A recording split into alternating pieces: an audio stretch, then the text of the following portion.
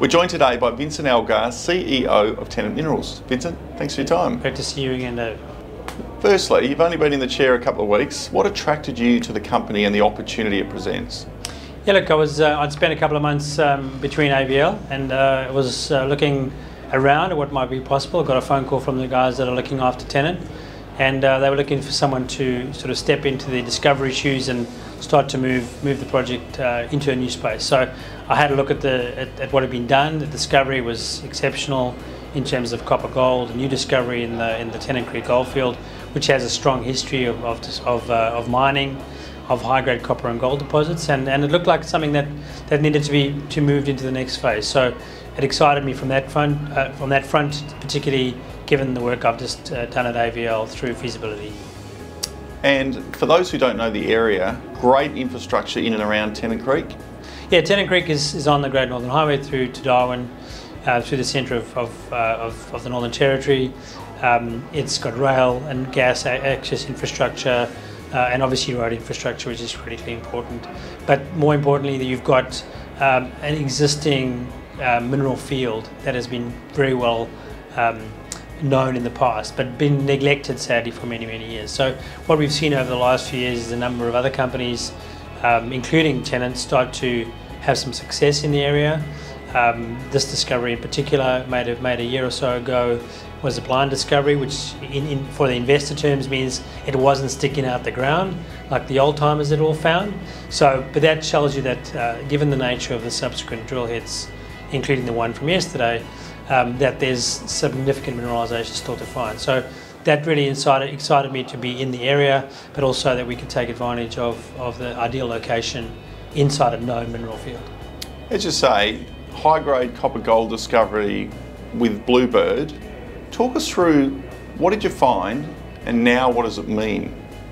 The hit yesterday was an intersection drilled a few months ago while we were waiting for the assays to come through and the logging, which we knew had, and this had been previously released, had a significant massive sulfide hit in, chalcopyrite hit, which is a copper-hosted mineral. Also looked like it had some good gold in it as well.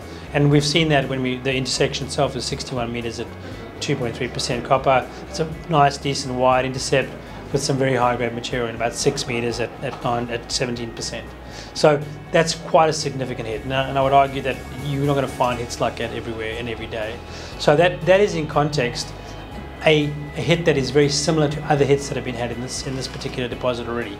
The team that I've arrived to work in, another reason why I'm very happy to join the team, David, is that the technical team there is using all its available techniques, all the best model and 3D modelling techniques, geophysics, and 3D modelling to do their drill targeting and to achieve the types of intersections they've been getting, all of which expand and grow the footprint of this deposit and allow us to not only continue drilling to expand the tonnage and scale of these phenomenal intersections, but also to start looking at what happens when we start turning that into a resource and do the metallurgical work and then start looking towards mining studies, which is obviously everyone's objective.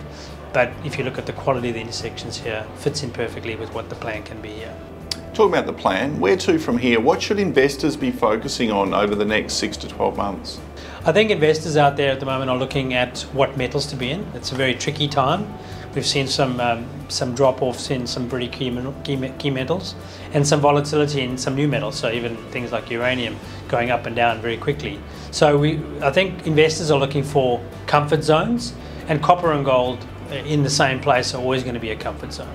Robert Friedland, I remember once seeing him in a conference saying it's always great to have two good metals in the same deposit because one pays for building it and the one gives you the check back. So copper and gold in this sort of form is ideal.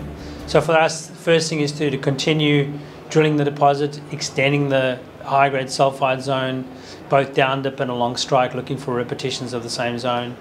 And then from there start to look at the mineralogy, the mineralisation, how do we recover it, what test work we're doing. And in fact, in yesterday's announcement we alluded to 2 samples that are already in the metallurgical labs, starting to be looked at as to how we can recover the copper and gold from them. They're in an ironstone hosted base, so there's iron in there as well. And as we work our way through, we'll discover where we can get value from this. So that's our first port of call over the next few months. And this intersection puts us in a good position to really chase that material down.